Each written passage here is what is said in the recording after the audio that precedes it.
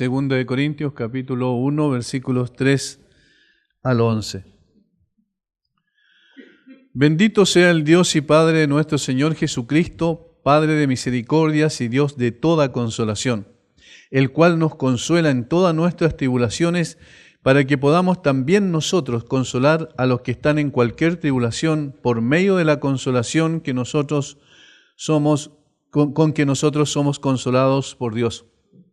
Porque de la manera que abundan en nosotros las aflicciones de Cristo, así abunda también por el mismo Cristo nuestra consolación. Pero si somos atribulados es para vuestra consolación y salvación, o si somos consolados es para vuestra consolación y salvación, la cual se opera en el sufrir las mismas aflicciones que nosotros también padecemos. Y nuestra esperanza respecto de vosotros es firme, pues sabemos que así como sois compañeros en las aflicciones, también lo sois en la consolación. Porque, hermanos, no queremos que ignoréis acerca de nuestra tribulación que nos sobrevino en Asia, pues fuimos abrumados sobremanera más allá de nuestras fuerzas, de tal modo que aún perdimos la esperanza de conservar la vida. Pero tuvimos en nosotros mismos sentencia de muerte, para que no confiásemos en nosotros mismos, sino en Dios que resucita a los muertos, el cual nos libró y nos libra, y en quien esperamos que aún nos librará de tan gran muerte, cooperando también vosotros a favor nuestro con la oración, para que por muchas personas sean dadas gracias a favor nuestro, por el don concedido a nosotros por medio de muchos. Quizás si hacemos la siguiente pregunta va a ser un poco difícil responder.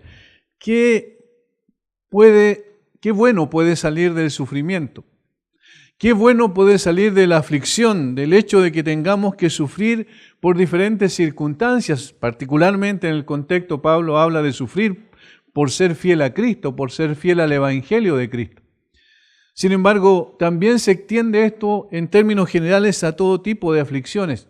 ¿Qué valor puede tener la aflicción? ¿Qué poder puede tener el sufrimiento? Seguramente cada uno de nosotros responderá: ninguno.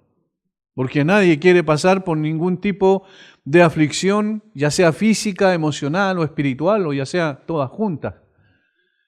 ¿Qué valor puede tener la aflicción?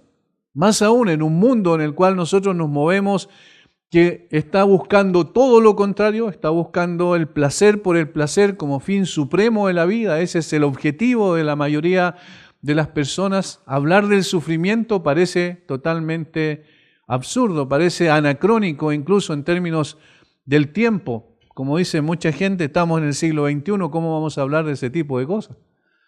La ciencia ha aumentado a tal punto que ha querido tratar de evitar a toda costa cualquier tipo de sufrimiento. Sin embargo, a pesar de todos esos intentos, esos anhelos y deseos del corazón humano, no ha sido posible. Porque como dice en el libro de Job, el hombre es corto de días y está normalmente en su vida sufriendo aflicciones de diferentes tipos. De tal manera que cuando nosotros pensamos en la aflicción, nunca pensaríamos en la aflicción en términos positivos. Por el contrario, siempre le damos una connotación negativa, interpretamos la aflicción en términos negativos. Pero el apóstol Pablo aquí en el capítulo 1 de 2 de Corintios, versículo 3 al 11, va a decir que no, que hay sí algo bueno en el sufrimiento, particularmente cuando lo entendemos de la perspectiva de Dios. ¿Por qué pasamos por la aflicción? ¿Cuál es el objetivo que tiene Dios al llevarnos por caminos estrechos, difíciles de andar muchas veces? Ese es el sentido de la palabra aflicción que aparece, o de tribulación, que significa estrechez, apretura, como llevar un peso sobre la persona difícil de llevar. Ese es el sentido de lo que Pablo está diciendo acá. Y nosotros vimos la semana anterior ya varias cosas en relación a esto. De los versículos 3 al 7 mencionamos que el apóstol Pablo está diciendo que hay una realidad inevitable para todas las personas. ¿Cuál es? El sufrimiento. Pero que también hay una necesidad, precisamente por la realidad del sufrimiento, que es la necesidad de la consolación. Y eso es lo que el apóstol Pablo pesa aquí de una manera especial, como que coloca en una balanza la aflicción y la consolación al mismo tiempo. Diciendo que en el versículo 3 dice Pablo que toda consolación viene de Dios. Y cuando lo entendemos desde el punto de vista del plan de Dios, también entendemos que toda aflicción viene también o procede de Dios para que nosotros podamos ser consolados al mismo tiempo. Pablo presenta al Padre, a Dios, como el Padre de misericordia y Dios de toda consolación, en el sentido de que la consolación, la fuente de la consolación es Dios. No el hombre, no procede tampoco de ningún estatuto, reglamento, ley humana que se haya creado, sino que procede del mismo Padre que nos creó. Él nos consuela en todas nuestras tribulaciones, dice el apóstol Pablo. Ahí va a decir que la consolación es extensiva a todas las dificultades, a todas las aflicciones. Él nos consuela en todas nuestras tribulaciones. ¿Con el propósito de? ¿Para qué? Para que podamos también nosotros consolar a los que están en cualquier tribulación, por medio de la consolación con que nosotros somos consolados por Dios. Es decir, Pablo va a decir que Dios tiene un propósito para llevarnos en la aflicción. ¿Cuál es? Que seamos consolados y a su vez que podamos también consolar a otras personas en medio de sus dificultades. Es interesante que Pablo se refiere a las tribulaciones o sufrimientos del creyente como las aflicciones de Cristo, versículo 5. Porque de la manera que abundan en nosotros las aflicciones de Cristo, dice Pablo. Nos lleva a colocar la mirada en aquel que sufrió tal contradicción de pecadores contra sí mismo, como dice el autor de Hebreos, que es el Señor Jesucristo. Pero Él no tenía por qué sufrir, no tenía por qué padecer lo que padeció, sino que lo hizo en lugar nuestro, lo hizo como nuestro representante, como la cabeza federal de la raza redimida, así como Adán era cabeza federal de la raza caída. Así Jesucristo, como dice Pablo en Romanos 5, es el representante nuestro de los redimidos, de tal forma que Él sufrió mucho sin tener por qué, pero nosotros sufrimos porque es parte de la consecuencia natural del pecado, de la caída. Desde allí en adelante empieza el sufrimiento y la aflicción. Y es interesante como la Biblia dice que más allá de esta tierra, es decir, cuando ya estemos con el Señor, cuando ya estemos disfrutando con el Señor para siempre, ya no va a haber, dice Apocalipsis, ni lágrima, ni dolor. Interesante. Ni dolor, ni muerte. Es decir, ya no va a haber sufrimiento. El sufrimiento solo va a terminar cuando ya estemos en la presencia de Dios. Y en este nuevo universo que Dios va a restablecer, allí no va a haber dolor ni aflicción. Y eso es una muestra, una evidencia de que la tribulación o la aflicción procede del pecado, es decir, es consecuencia del pecado. Sin embargo, el Señor la utiliza de una manera especial para consolar a los suyos y para ayudarnos a enfrentar esa tribulación, esos dolores que necesitamos pasar durante esta tierra. También en estos primeros versículos de la carta que nosotros vimos la semana anterior, Pablo dice que las aflicciones y las consiguientes consolaciones tienen como fin que también nosotros podamos ayudar a quienes están pasando por dificultades. Lo que finalmente llega a ser una especie de comunión entre todos los que de alguna manera pasamos por la aflicción. Versículo 7, nuestra esperanza respecto de vosotros es firme, pues sabemos que así como sois compañeros en las aflicciones, también lo sois en la consolación. Si sufren juntos, también son consolados juntos. Es una forma de prepararnos entonces, de prepararnos para poder enfrentar las situaciones de la vida. Hermanos, cuando hablamos del sufrimiento, de la aflicción y no tenemos ningún problema ni físico de ninguna especie y estamos bien, parece ajeno a nosotros, parece lejano. Sin embargo, es parte del corazón humano, es parte de lo que nos va a suceder o no se sucedió o no sucederá en el futuro. De tal manera que debemos prepararnos, y eso es lo que Pablo está haciendo aquí. Está preparando a los corintios a través de esta carta, diciéndoles el sufrimiento es una realidad, pero la consolación también es una realidad en ustedes. Ahora, en los versículos 8 al 11, Pablo va a colocar como una especie de ilustración su propia experiencia. Noten lo que dice: porque hermanos, no queremos que ignoréis acerca de nuestra tribulación. Ya no es vuestra, ya cambia el pronombre personal, sino nuestra tribulación, que nos sobrevino en Asia, pues fuimos abrumados sobremanera más allá de nuestras fuerzas, de tal modo que aún perdimos la esperanza de conservar la vida. Pero tuvimos en nosotros mismos sentencia de muerte, para que no confiásemos en nosotros mismos, sino en Dios que resucita a los muertos. El apóstol Pablo entonces, del versículo 8 al 11, va a presentar su situación personal, porque Pablo, cuando hablaba del sufrimiento, no hablaba en segunda o tercera persona, hablaba en primera persona. Recordemos cuál es la situación del apóstol desde que comenzó su ministerio, cómo él desde el mismo comienzo empieza a sentir la presión externa en contra de la iglesia del Señor, la misma iglesia que él había perseguido. Ahora él se transforma un perseguido, de perseguidor a perseguido, por causa de que el Señor Jesucristo se le apareció camino a Damasco y le dio vuelta su vida completamente, su cosmovisión ya no era igual. Y entonces comenzó en Damasco a predicar, y lo primero que sucedió fue que lo quisieron matar y tuvieron que colgarlo, recuerdan, en una canasta por el muro de la ciudad de Damasco para que pudiese huir. Desde allí en adelante, el apóstol prácticamente, como alguien dijo, era su hábitat natural el sufrimiento. Donde él iba, estaba afectado por esta situación, por persecución, a veces por falsos hermanos, dice él también, que aparentaban ser creyentes y que trataban de perjudicarlo. Es decir, de una u otra manera, Pablo había experimentado el sufrimiento en una forma personal, singular. Probablemente ninguno de nosotros jamás va a sufrir como Pablo sufrió. Y seguramente el único que antecede a Pablo y que está por sobre él, por supuesto, es el mismo Señor Jesucristo. Pero después de Cristo, el hombre que lo siguió de más cerca y por tanto experimentó también más todavía el odio del mundo y el odio de los religiosos de su tiempo y el odio de los paganos, fue el apóstol Pablo, de una manera especial. Por eso cuando él habla de la aflicción, no está diciendo que está enseñando académicamente algo que está lejos de él, sino está hablando de su propia experiencia. Y entonces, al seguir hablando del tema de la tribulación, de la aflicción y de la consolación, Pablo va a colocar su propio ejemplo.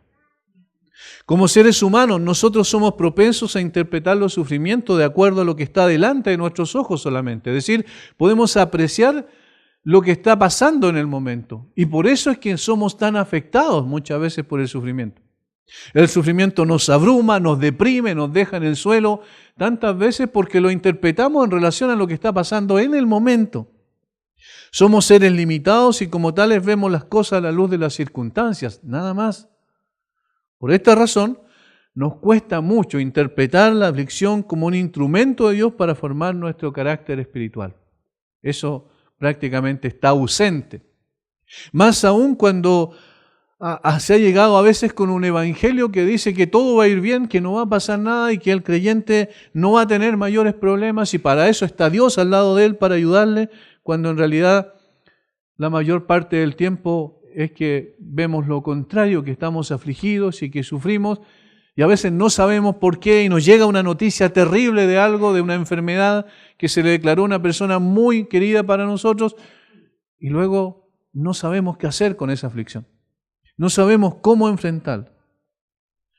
Por eso el apóstol Pablo, al escribir esto, también no solo ayudó a los destinatarios de su carta, a los corintios, sino también a nosotros en el día de hoy, porque nos va a enseñar cómo pasar por la tribulación y vencer. Nos va a enseñar cómo, a pesar de todas las situaciones que vivamos en esta tierra, tenemos una esperanza cierta. Nos va a enseñar cómo podemos nosotros estar más cerca de Dios, cómo tener una comunión más íntima con Dios. Y a veces la única forma es por medio de la aflicción. El Señor cumplió en Pablo su promesa cuando camino a Damasco salió al encuentro de este fariseo y le dijo: yo te mostraré cuánto le es necesario padecer por mi nombre. Yo le mostraré cuánto es necesario padecer por mi nombre. En Hechos 9:16, a través de Ananías, cuando el Señor le dijo a Ananías que fuera a ver a Pablo, ese mensaje tiene que haber sido muy especial porque es posterior a la promesa, o mejor dicho, al llamamiento que Dios le hace a Pablo cuando le dice que será un testigo delante de los reyes de la tierra, ¿cierto? Y de los de su misma raza, de lo que Cristo ha hecho por él. Sin embargo, enseguida dice, yo le mostraré cuánto le es necesario padecer por mi nombre. O sea, Pablo nació espiritualmente para la aflicción, para el sufrimiento. Por tanto, el relato de Pablo, versículo 8 al 11, no son nada extraño cuando lo comparamos con lo que fue la vida del apóstol. Siempre estaba expuesto a la aflicción por causa de su fidelidad a Cristo. Nosotros a veces sufrimos producto de una consecuencia lógica, natural del deterioro del cuerpo o de la manifestación de enfermedades, pero Pablo sufrió particularmente por ser perseguido por causa de Cristo. Sin embargo, ¿qué es lo que experimentó juntamente con la aflicción y el sufrimiento? El consuelo que el mismo Señor le dispensaba. Esas son las dos caras de la moneda, esas son las dos necesidades que nosotros tenemos. Por lo cual, cuando Pablo habla de la aflicción y la consolación, lo hace por su propia experiencia. Notemos que Pablo, al relatar esos hechos de su vida, donde pasó por situaciones difíciles, no lo hace autocompadeciéndose, es decir, no quejándose, no llorando por lo que estaba pasando. Alguien dijo, un comentarista bíblico dice, a Pablo no se le ve derramando lágrimas, a pesar de todo el sufrimiento. A Pablo no se le ve sufriendo como una persona sin esperanza, nunca se le ve quejándose, diciendo, ¿por qué tengo que pasar nuevamente por aquí? Como muchas veces puede salir de nuestros labios cuando enfrentamos una situación difícil. Pablo nunca se autocompadeció, igual como el Señor Jesucristo. Nunca escribió acerca de sus aflicciones para dar la impresión de ser una víctima de las circunstancias. Muy por el contrario, quería enseñar cómo enfrentar el sufrimiento sobre la base de los propósitos de Dios y su plan soberano. Pablo deseaba que sus destinatarios sufrieran con esperanza y experimentaran también el poder de Dios y su consuelo en medio de la tribulación. Al tiempo que aprendieran las lecciones derivadas de estas aflicciones. ¿Qué podemos aprender del sufrimiento? ¿Qué bueno podemos sacar del sufrimiento, como mencionamos al principio? Y Pablo va a decir muchas cosas. Lo primero que dijo fue que nos capacitaba para consolar también a otros. Eso fue lo que dijo en los primeros versículos. Pero ahora va a apuntar a otra cosa también muy significativa.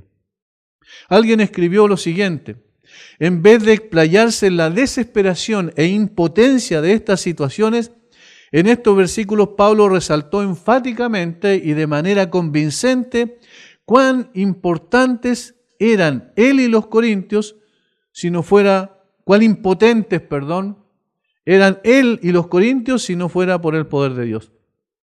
Pablo experimentó y resaltó de manera convincente cuán impotentes eran él y los corintios si no fuera por el poder de Dios. Y eso es una de las cosas que el Señor nos quiere enseñar aquí. Como creyentes somos totalmente impotentes en nosotros mismos. Si no fuera porque Dios está a nuestro lado, desfalleceríamos con toda seguridad. Yo sé que hay personas hoy que también están sufriendo. Yo sé que hay personas que están sufriendo la enfermedad de un ser querido, quizás, y eso es angustiante, probablemente más angustiante que la enfermedad propia, porque cuando uno se siente impotente ante una enfermedad de alguien que quiere mucho, que ama mucho y está al lado de uno, y uno no haya qué hacer, no tiene las herramientas para poder ayudar en esas dificultades. Y por eso, lo que vamos a ver en estos versículos es pertinente para el día de hoy, y es pertinente para todos los tiempos. Por eso necesitamos ir a la Escritura, abrir nuestro corazón para que el Señor nos enseñe, nos prepare, nos capacite para esos momentos difíciles.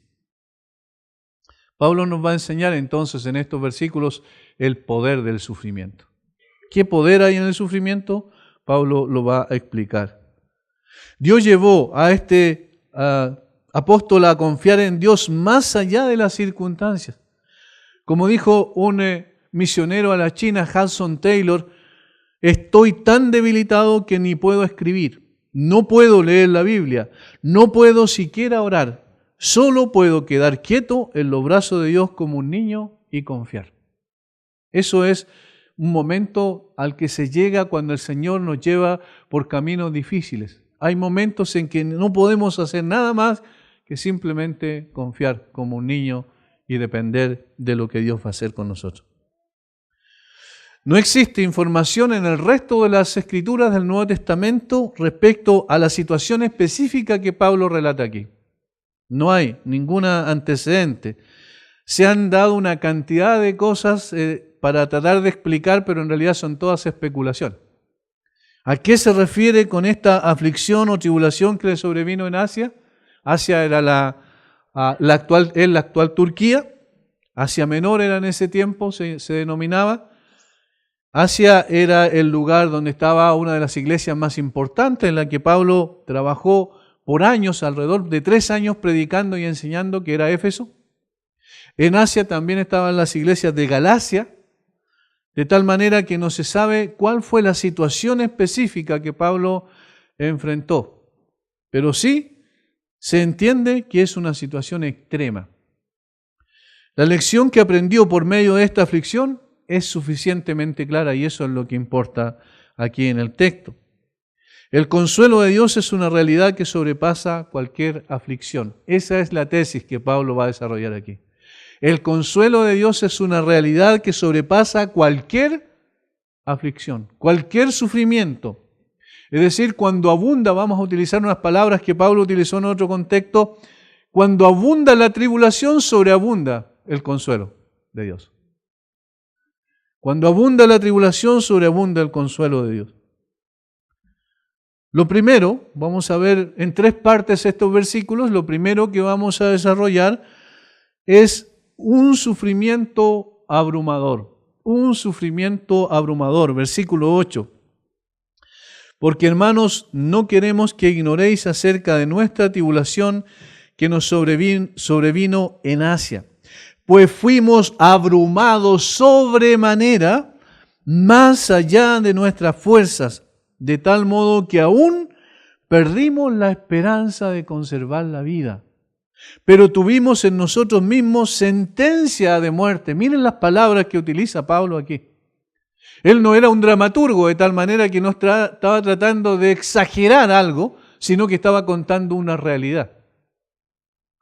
Cuando describe el episodio de su vida y de la vida de él y de sus colaboradores, porque dice que no sobrevino, es decir, él y otros que estaban en la tarea misionera de predicar y expandir el Evangelio por diferentes partes, fueron los que sufrieron esta situación. Lo que describen estos conceptos no es una aflicción común. La descripción está llena de adjetivos que hacen vívido el relato en cuanto a mostrar la desesperada situación en la cual el apóstol y sus compañeros de misión habían enfrentado. Es decir, estamos hablando de una aflicción que está más allá de todo lo que Pablo podía haber sufrido antes. Y muy interesante, cuando conocemos la vida del apóstol sabemos que él sufrió cosas terribles. ¿Cuántas veces azotado con 39 azotes por causa de los judíos, los judaizantes, que lo acusaban? Y de acuerdo a la ley judía tenían que darle 39 azotes. ¿Cuántas veces encarcelado? ¿Cuántas veces como náufrago según sus propias palabras? ¿Cuántas veces también apedreado? En una ocasión en Listra quedó prácticamente como muerto. Algunos dicen que efectivamente murió, que el Señor lo volvió a la vida. De tal manera que Pablo sufrió cosas tremendas. Sin embargo, esto que está relatando aquí parece ser mucho más extraordinario para él en cuanto a la reacción que tuvo frente al sufrimiento. Pablo dice, fuimos abrumados, es la primera palabra que utiliza. Fuimos abrumados. Esta palabra significa estar cargado de preocupación, estar bajo una intensa presión. Eso es lo que significa la palabra abrumado. estar cargado de preocupación bajo una intensa presión. Esta preocupación, aguijoneaba fuertemente sus pensamientos y emociones más profundas. No se trataba de algo simple, muy por el contrario. Considerando el carácter valiente de Pablo, no cualquier aflicción le llevaría a expresarse de esta manera. Literalmente dice, fuimos abrumados bajo peso excesivamente, más allá del poder. Eso es lo que dice el texto griego. Repito, fuimos abrumados bajo peso excesivamente, más allá del poder. Por eso cada una de las palabras que utiliza Pablo describen una situación de desesperación, donde queda en evidencia la impotencia del hombre. Y hermanos, por eso yo digo, ¿cuántas veces nos sentimos impotentes ante la realidad del sufrimiento? No podemos hacer nada. ¿Qué hacemos entonces? ¿Cómo salimos de esa situación? Y el apóstol Pablo está diciendo, el sufrimiento que experimentamos era tan terrible que nosotros no teníamos el poder, la fuerza, la capacidad para zafarnos de esta situación. Fuimos abrumados. Más allá de nuestra fuerza, destaca que ellos no tenían ninguna posibilidad humana de zafarse de esta desesperada situación. La palabra sobremanera significa excesivamente. Es la palabra hipérbole en el griego, que siempre se utiliza incluso como un recurso literario en el español, que quiere decir lanzar algo más allá de, cuando alguien hace una exageración. Pero aquí Pablo no estaba exagerando, sino que estaba diciendo en realidad, estamos excesivamente abrumados, más allá de nuestra fuerza, fuera de toda medida. Estamos pasando una situación extraordinariamente difícil. Ahora, si entendemos que Pablo era valiente, si entendemos que Pablo, como decía un comentarista, muy pocas veces se le ve llorando, si lo entendemos como una persona fuerte en un sentido real, porque era muy fuerte de carácter para enfrentar todo tipo de situaciones. Recuerden cuando estaba en Filipo, cuando estaba encarcelado, junto a Silas, ¿qué estaban haciendo a medianoche cuando vino el terremoto? Estaban cantando, no estaban llorando. Estaban cantando de tal manera que Pablo no podemos verlo como un hombre pusilánime, como un hombre débil, como un hombre que no tenía la fuerza para sobreponerse. Pero aquí él está diciendo, esto nos sobrepasó. No podemos, no tenemos nada que hacer.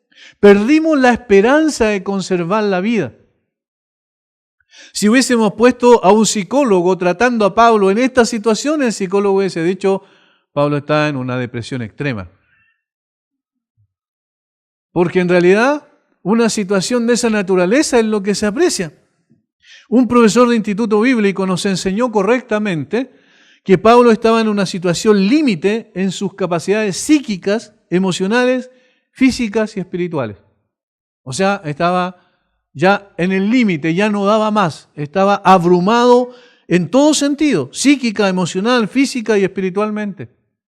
Y por eso yo les decía, la reiteración de los conceptos, dice, fuimos abrumados, sobremanera, más allá de nuestras fuerzas, de tal modo que perdimos la esperanza de conservar la vida. Miren cuántas expresiones que muestran la desesperación.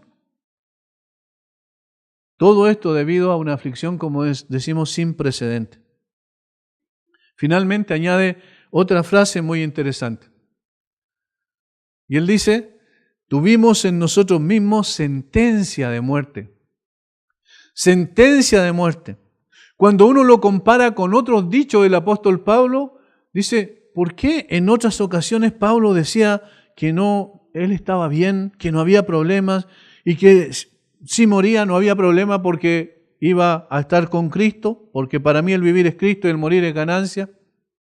Cuando a los filipenses le dice también, conforme a mi anhelo y esperanza de que en nada seré avergonzado, antes bien con toda confianza, como siempre ahora también será magnificado Cristo en mi cuerpo, o por vida o por muerte. Pero aquí Pablo estaba diciendo, no tenemos esperanza de vivir, tenemos una sentencia de muerte sobre nosotros. Sentencia es una palabra que habla de un veredicto judicial. En otras palabras, Pablo dice que él y sus colaboradores estaban bajo una sentencia de muerte inminente. Uno está diciendo, ya no voy a seguir viviendo. Sabemos por lo que mencionamos anteriormente y lo que menciona todas las cartas donde Pablo escribe algunas de sus experiencias, que la vida de él nunca fue un jardín de flores. Nunca fue una vida sin aflicciones. Desde el mismo principio él sabía que entraba en un campo de batalla. Esto significaba heridas de todo tipo, algunas que podrían causar su muerte, y esta era la situación. Sin embargo, abrumados y desesperados, sin posibilidad ninguna de salir de ello por sus propias fuerzas, ahora ya estaban en el límite de sus capacidades. No había nada que hacer. Era el camino que Dios había establecido para enseñar una gran lección, que sería imposible que aprendieran de otra manera. Y esto es importante, porque nos detenemos un poco y empezamos a reflexionar en la situación y nos damos cuenta que Pablo escribe después de haber pasado por esta situación a los Corintios. Les manda esta carta y les dice, mire, esto fue lo que pasó con nosotros, pero ahora ya lo ve desde una perspectiva distinta. ¿Por qué? Porque lo entiende como el camino por el cual Dios lo guió para que pudiese enseñarles algo que era imposible que aprendieran de otra manera. Si nosotros vemos en el Antiguo Testamento, por ejemplo, cuando Dios sacó al pueblo de Israel de Egipto a través de Moisés, y luego que el pueblo se quiso ir por el camino más cercano para llegar inmediatamente a Cades Barnea y entonces pasar a tomar posesión de la tierra que Dios había prometido, y el Señor le dijo a Moisés que dieran vuelta, que giraran y se fueran por otro lugar. Y cuando quedaron frente al mar muerto, y quedaron el Señor los guió hacia ese lugar con una montaña por un lado, con una montaña por el otro lado, y los enemigos detrás estaban en una situación límite, no tenían ninguna posibilidad de escaparse a través de sus propias fuerzas o su inteligencia o sabiduría o su estrategia militar, que no eran estrategas militares porque venían saliendo recién, constituyéndose recién como pueblo. Sin embargo, el Señor los condujo por ese lado. ¿Y qué le dijo a Moisés? Que levantara su vara y el mar se abriría. Que era la única salida posible que tenían. No podían salir hacia los costados porque estaban con montañas, no podían salir hacia atrás porque venían los egipcios. La única salida era el mar. El Señor quería que llegaran a esa situación límite. ¿Para qué? Para que dependieran completamente de Él y de nadie más. Para que no dependieran de sí mismos y de sus capacidades, sino de Dios solo y exclusivamente. Y es eso lo que pasa aquí. Precisamente eso. Las lecciones que Dios enseña son lecciones que aprendemos solo cuando entendemos que quien gobierna todas las cosas y quien conduce todas las cosas es el Dios que nos creó. Y es el Dios que nos salvó. Y es el Dios que nos lleva por este desierto, el desierto de este mundo, muchas veces por situaciones de aflicción para poder enseñarnos lecciones prácticas de dependencia de Dios. Lamentablemente nuestro orgullo es tan grande, somos tan soberbios en nosotros mismos, los seres humanos, en forma natural, que pensamos que tenemos el control de nuestra vida. Y Dios tiene que decirnos, llevarnos a situaciones límites para decirnos, tú no tienes el control de nada. Tú me necesitas a mí. Sin mí no puedes caminar en esta tierra correctamente. Sin que yo esté contigo, sin que tú dependas de mí, no hay ninguna esperanza. Y eso es lo que Dios le quiere enseñar a Pablo y a sus amigos. Notemos que en Deuteronomio capítulo 8, cuando está Moisés reiterando la ley por petición de Dios a los israelitas, en el capítulo 8 le dice, ¿quién es el que los condujo por ese camino hacia el desierto y cuál fue el propósito? 8.1. Cuidaréis de poner por obra todo mandamiento que yo os ordeno hoy, para que viváis y seáis multiplicados y entréis y poseáis la tierra que Jehová prometió con juramento a vuestros padres, y te acordarás de todo el camino por donde te ha traído Jehová, tu Dios. Él es el que conduce los destinos de su pueblo. Por lo que te ha traído Jehová, tu Dios, estos 40 años en el desierto. Miren lo que dice. Para afligirte, para probarte, para saber lo que había en tu corazón, si habías de guardar o no sus mandamientos. Te afligió para probarte, para saber lo que había en tu corazón. Versículo 3, y te afligió y te hizo tener hambre y te sustentó con maná, después de que lo hizo tener hambre hasta la desesperación que hizo Dios, cuando ya no estaban al fin de sus límites, de sus capacidades, lo sustentó con maná. ¿Para qué? Y le dice para saber que no solo de pan vivirá el hombre, sino de toda palabra que viene de la boca de Dios. Es decir, para que tú dependas completamente de mí. Eso es lo que quería Dios de su pueblo. Y hermanos, eso es lo que quiere en el día de hoy de cada uno de nosotros también.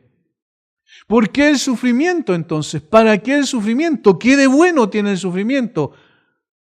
Que a través de él Dios nos enseña una lección imprescindible. Ese es el segundo punto. Una aflicción abrumadora, una lección imprescindible que brota de esa aflicción abrumadora que Pablo vivió. Notemos lo que dice el capítulo 1 de 2 de Corintios, versículo 9. Pero, dice Pablo, aquí cambiando un poco el contexto del relato, en el versículo 8 es solo aflicción, desesperación, incapacidad. Versículo 8, versículo 9, pero tuvimos en nosotros mismos sentencia de muerte hay una cláusula de propósito. ¿Para qué? Para que no confiásemos en nosotros mismos. Esa es la primera parte de la primera cara de la moneda. Para que no confiásemos en nosotros mismos. Entonces, ¿qué es lo que estaba diciendo? Ustedes están confiando en ustedes mismos y tienen que dejar de confiar en ustedes. Hermanos, eso es el cristianismo. El cristianismo, cómo yo sé que voy creciendo, cómo yo sé que voy madurando. Cuando dejo de confiar en mí, confío solamente en el Señor y en el poder de su fuerza. Cuando yo entiendo que no son mis capacidades, no son mis habilidades, no es mi conocimiento, sino es la sabiduría, la gracia y el poder de Dios. No se trata de nosotros. ¿Qué es lo que está tratando entonces? Dios está tratando con nuestro ego a través del sufrimiento, ¿lo notaron? Con nuestro orgullo, con nuestra suficiencia. Hermanos, tenemos que aprender que Dios es el único suficiente. Dios es el único suficiente. Cuando se le presenta a Moisés y le dice, Moisés, y si me preguntan quién te envió, ¿qué les diré? Dicen, dile, el Señor le dice, dile, yo soy, me envió a vosotros. Yo soy el que soy, me envió a vosotros. Y esa expresión, que viene de un verbo hebreo, que implica el que existe por sí mismo, el autosuficiente, el que no depende de nada ni de nadie para existir, el eterno. Ahí están las 4 palabras consonantes del hebreo IHWH que le llaman el santo tetragramatón, los judíos, y que tiene que ver con el nombre propio del Dios de Israel, del Dios verdadero. Ahora, ¿por qué yo menciono esto? Porque ahí hay una lección importante. Dios es el único autosuficiente. Y entonces nosotros somos dependientes. Y aún las personas incrédulas, sin darse cuenta, ellos dependen de Dios para existir. La vida es un regalo que Dios nos concede a todos los hombres. De tal manera que cuando Dios dice se acabó, llegó tu límite, llegó tu tiempo, llegó su tiempo. Y no hay nada que hacer. Y todos los poderes del mundo juntos no pueden oponerse a esa realidad. Dios es absolutamente soberano, eso dicen las Escrituras. Él determina algo y dice, ¿y quién le dirá qué haces?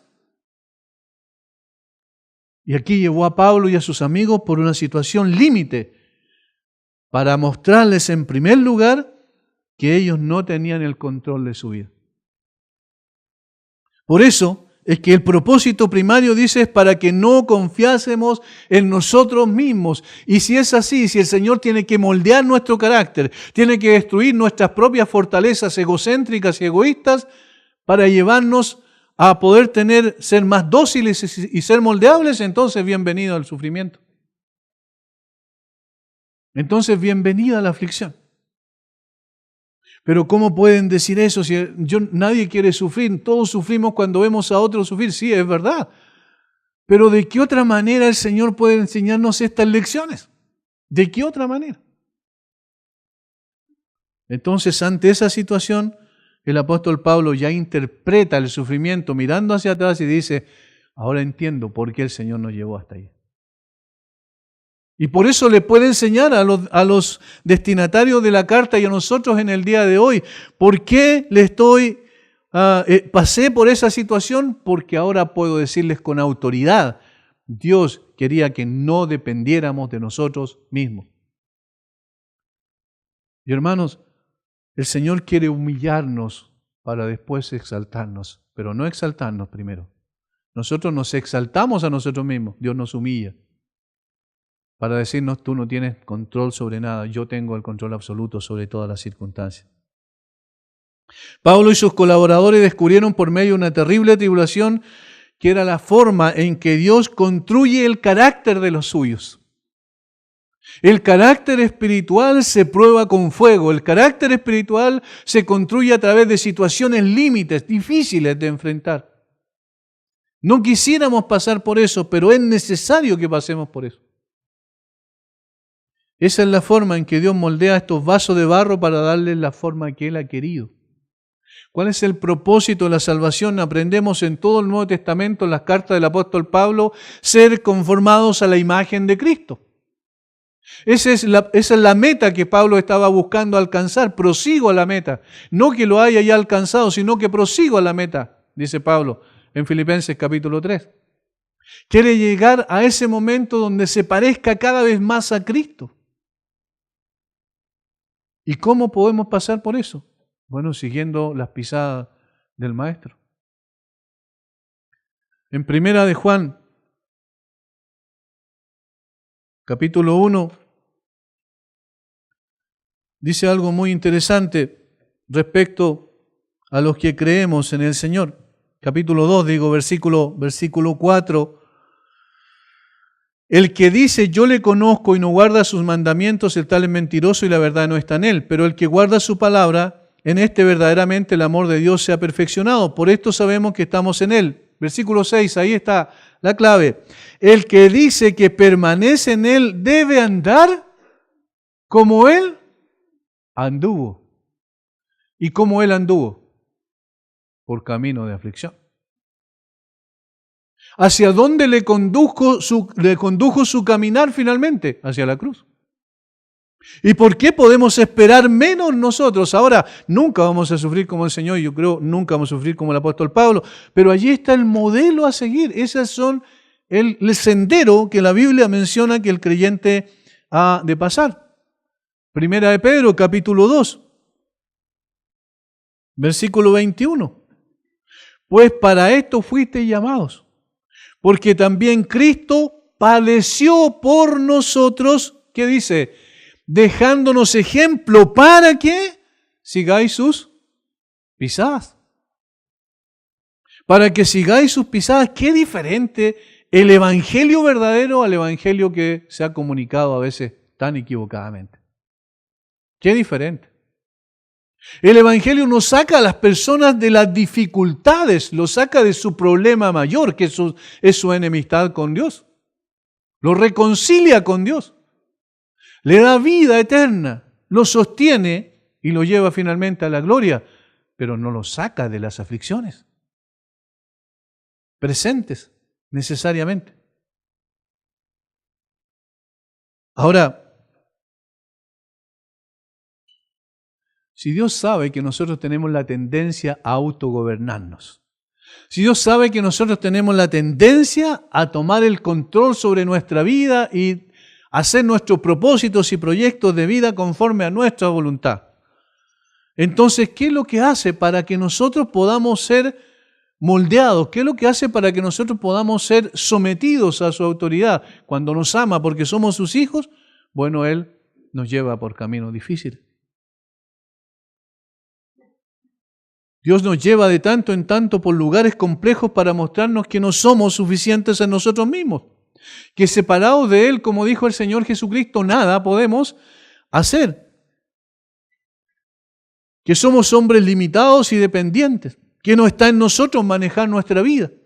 Que lo necesitamos desesperadamente a Él. Ese es el principio fundamental de lo que significa un creyente en una relación con ese Dios vivo y verdadero. Somos dependientes y necesitamos a Dios desesperadamente todos los días de nuestra vida.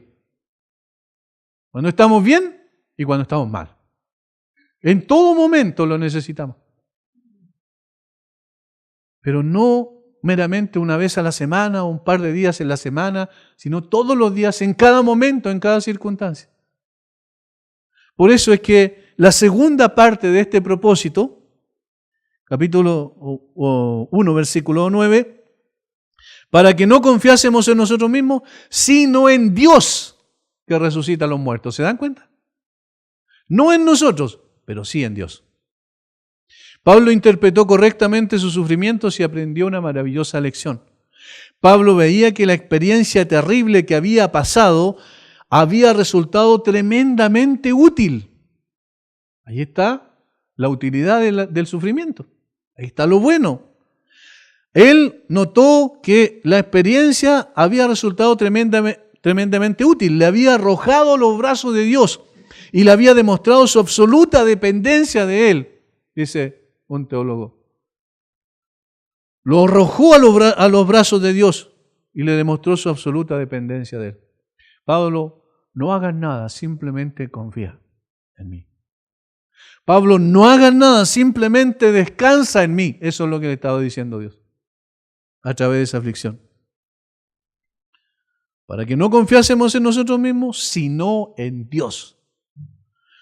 Muchas veces la única manera en que Dios tiene de sacudir nuestro ego es dejarnos sin fuerzas, para que aprendamos que no somos más que polvo, porque eso somos. No tenemos el control de nada. Como dijo otra vez, cito a Hudson Taylor, el misionero a la China, todos los gigantes de Dios han sido hombres débiles que hicieron grandes cosas porque reconocieron que Dios estaba con ellos. Y Dios se perfecciona, el poder de Dios se perfecciona en nuestra debilidad. En nuestra debilidad.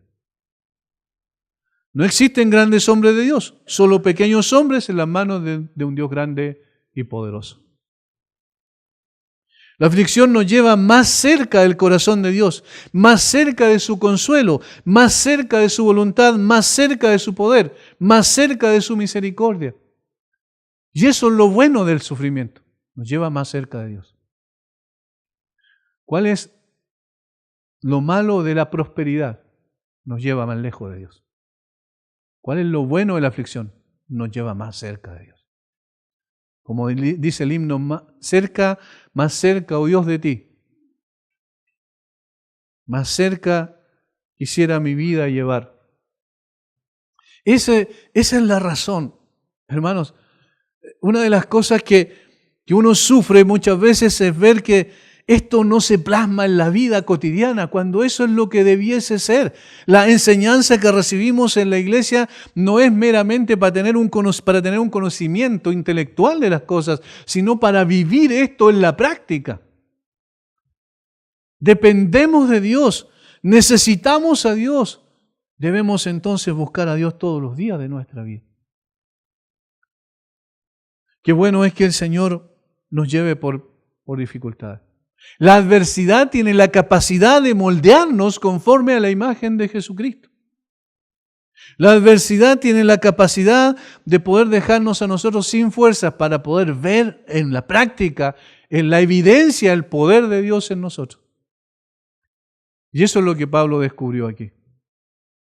Señor, ahora entiendo, en otras palabras, estoy parafraseando lo que Pablo dice. Señor, ahora entiendo por qué sufrimos esa aflicción.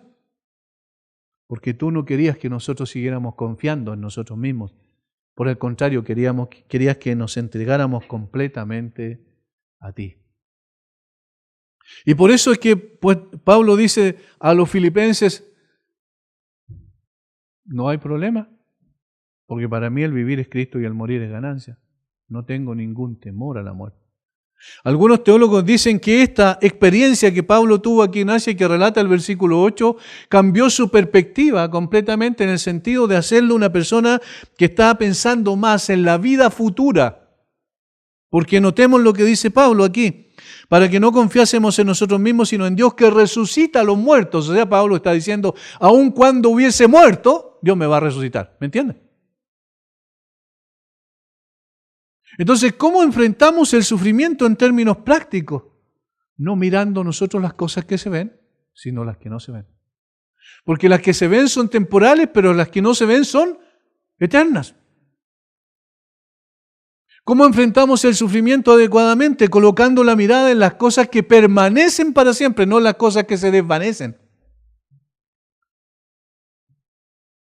El apóstol Pablo dijo que las aflicciones del tiempo presente no son comparables con la gloria venidera que en nosotros ha de manifestarse. ¿Qué estaba diciendo con eso? Que hay que colocar la mirada en las cosas que permanecen para siempre, que hay que colocar la mirada en las cosas que pertenecen a la eternidad, las que están en los cielos y no las que están en la tierra. Si pues habéis resucitado por Cristo, buscar las cosas de arriba, donde está Cristo sentado a la diestra de Dios, y no en las de la tierra. De tal forma que el poder espiritual que el Señor nos da para enfrentar la aflicción es mayor al sufrimiento físico, psicológico, emocional que podamos sufrir aquí en esta tierra.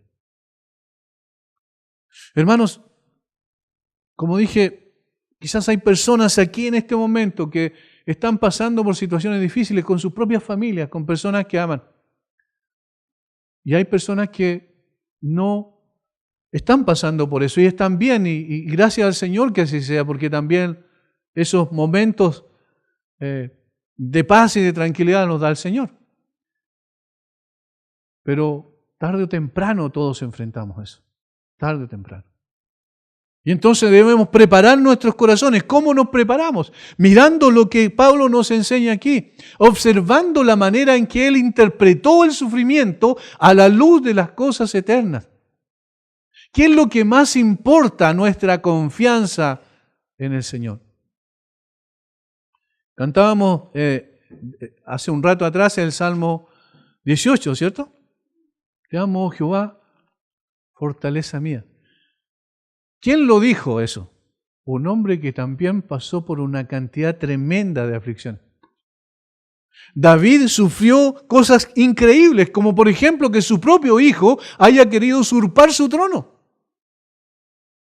Y fue tanto en el Salmo 3, es el que relata ese hecho, que dice el contexto histórico de 2 de Samuel, cuando ocurrió eso, que David iba llorando, dice, y todo el pueblo que iba con él iba llorando. Iban escapando de Jerusalén porque venía su hijo a usurpar el trono. Y no solo quería tomar el trono, quería asesinar, matar a David. Y él iba afligido. Pero ¿qué es lo que aprendió David en su relación con Dios? Que siempre así, junto con la aflicción, estaba el poder de Dios obrando en su favor. Eso es lo que él aprendió.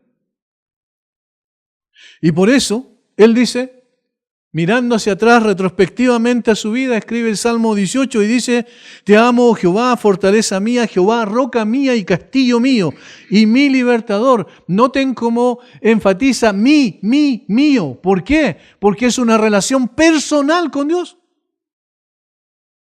David personaliza su relación. Jehová, roca mía y castillo mío, mi libertador. Dios mío, fortaleza mía, en Él confiaré. Mi escudo y la fuerza de mi salvación, mi alto refugio.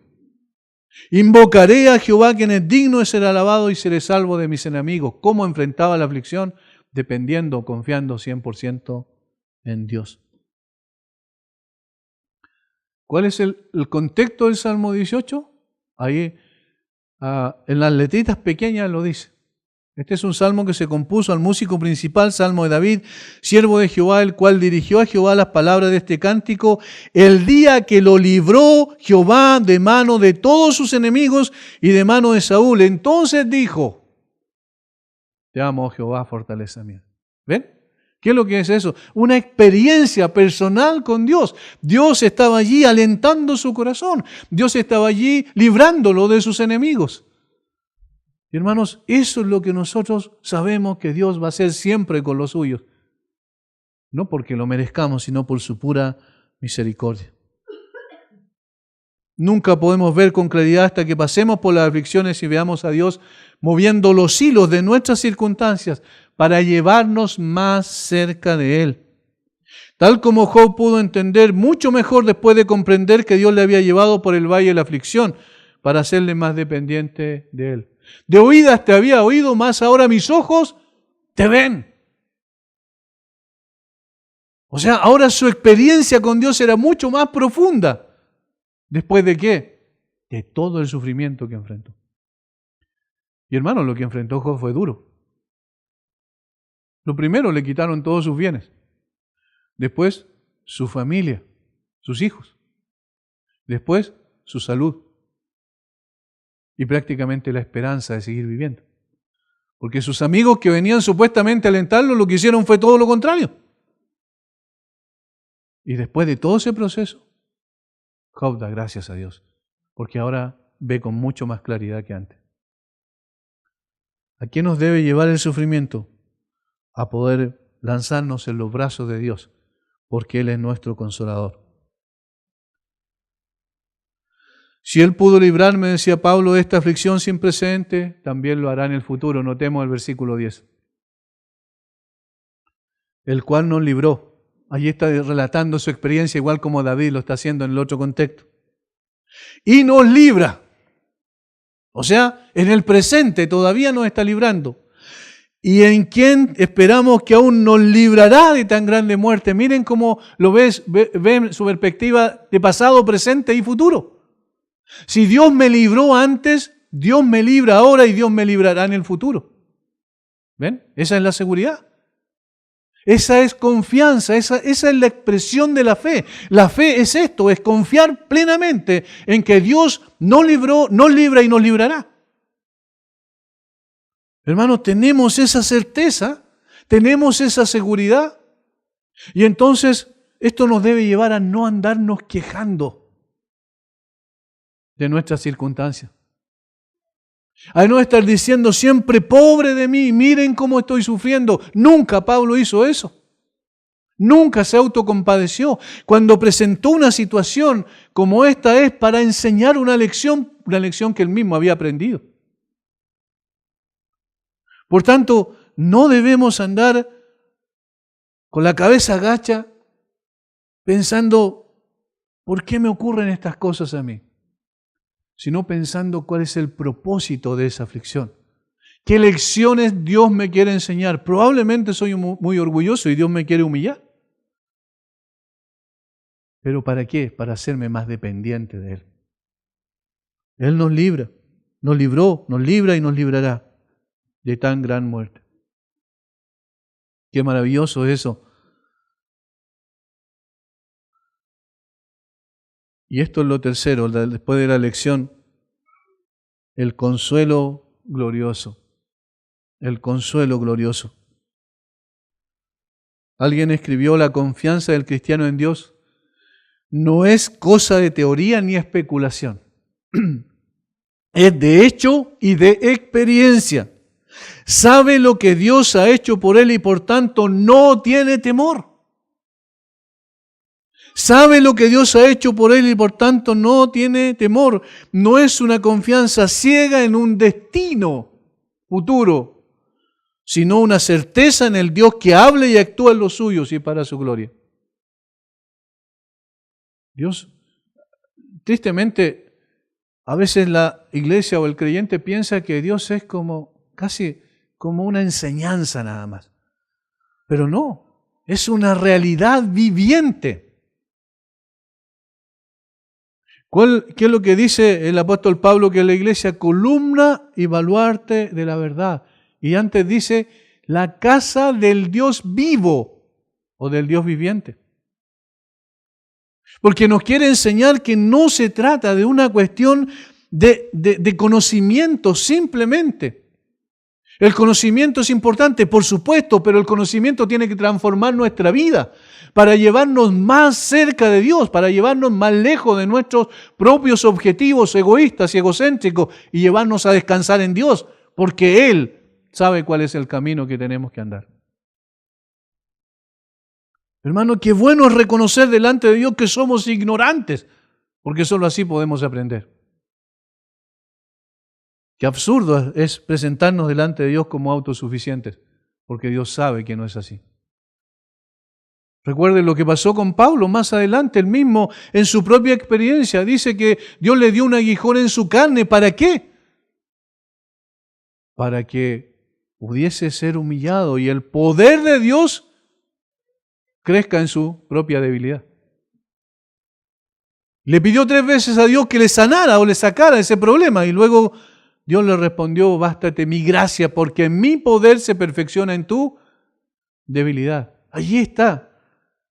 La esencia de ser cristiano es tener una comunión viva y real con el Dios vivo y verdadero a través de Jesucristo para poder contar también con todas las capacidades y el poder de Dios para sostenernos en medio de la dificultad.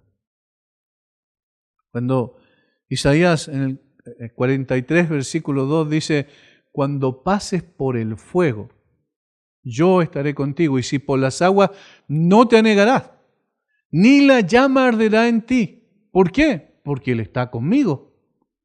Pero Isaías no dice, si es que pases por el fuego, sino dice, cuando pases, es decir, lo da como una realidad que va a ser así. Pero también la presencia de Dios va a ser así, y lo va a consolar, y lo va a alentar, y lo va a fortalecer. Por eso es un consuelo glorioso. A pesar de una experiencia de aflicción abrumadora, ahora tiene un consuelo glorioso, pero entre medio hay una lección imprescindible que no podía aprender de otra manera. Y notemos cómo Pablo hace partícipe de esa victoria con la cual termina estos versículos a toda la congregación en Corinto. Versículo 11. Cooperando también vosotros a favor nuestro con la oración, para que por muchas personas sean dadas gracias a favor nuestro por el don concedido a nosotros por medio de muchos. ¿Qué es lo que está diciendo Pablo? Que él necesita la oración y que gracias a la oración de estos hermanos él había salido victorioso de esa aflicción. Cuando alguien dice, y realmente se lo dice de corazón, que está orando por usted, dele gracias a Dios por eso. Porque a veces consideramos la oración como palabras nada más que se elevan hacia el cielo. Esas no son palabras nada más. La oración genuina reconoce que en sí mismo nosotros no somos capaces ni suficientes y que necesitamos desesperadamente a Dios. La oración es un reconocimiento de aquello. Y entonces cuando alguien le diga, estoy orando por usted, tómelo como uno de los regalos más maravillosos que Dios le puede dar. Que otros oren por usted, eso es lo más precioso que puede haber. Porque el Señor utiliza la oración para sostener a los suyos en medio de la aflicción. Lamentablemente, cuando tenemos un concepto tan religioso de la oración, no podemos percibir eso. Pero miren lo que Pablo está diciendo aquí. Ustedes han cooperado con nosotros, cooperando también vosotros a favor nuestro con la oración. Y Pablo era un apóstol y podía decir, ¿qué voy a necesitar? La oración de estos que son mucho menores que yo. Pero él no hace eso porque él se considera un hombre necesitado. Y en muchas ocasiones dice, por favor, oren hermanos por nosotros para que se nos abra puerta amplia para predicar el Evangelio, para que con denuedo hablemos. Oren por nosotros, oren por nosotros. Una y otra vez Pablo pide la oración. Porque la oración es el instrumento usado por Dios. La oración no es decirle a Dios lo que tiene que hacer. La oración es depender de lo que Dios quiere hacer. Señor, Yo no soy suficiente. Señor, estoy pasando por esta aflicción, no soy capaz, no tengo fuerza. Pero tú sí. Y por eso acudo a ti. Tú eres el soberano del universo. Tú haces lo que quieres, cuando quieres, donde quieres y con quien quieres. Señor, haz conmigo lo que tú quieres. Es una dependencia de Dios. Y entonces el consuelo será completo. Por la presencia de Dios en nosotros y por la oración que también alivia nuestras propias cargas. Hermanos, el propósito o el gran poder del sufrimiento es llevarnos a ser más semejantes a Cristo y entregarnos mucho más en los brazos de Dios y que dejemos de depender de nosotros. El Señor nos guíe también, nos dé la fuerza para enfrentar cualquier situación que venga a nuestra vida. Padre, te damos gracias. Qué maravillosa es tu palabra, Señor. No es simplemente una enseñanza académica, es una realidad viviente. Gracias, Padre, por la experiencia del apóstol que 21 siglos después nos ayuda todavía a poder ver las cosas de una perspectiva diferente. Señor, gracias por la aflicción. Gracias por el sufrimiento. Cuando ésta tiene el propósito de llevarnos a ser más semejantes a Cristo, Señor, estamos satisfechos con eso. Eso es lo que necesitamos. Padre, yo oro por aquellos que están sufriendo en estos momentos, que tienen a personas cercanas quizás que están complicadas. Yo te ruego que tú les des la fortaleza y ellos puedan depender de ti también. Que lo que vimos en el día de hoy pueda fortalecer sus almas y sus corazones. Que les des, Señor, también la paz que necesitan y puedan aprender las lecciones que tú quieres enseñar por medio de ello también. Bendice a mis hermanos. Gracias por este tiempo y gracias por tu palabra. En el nombre de Jesús. Amén.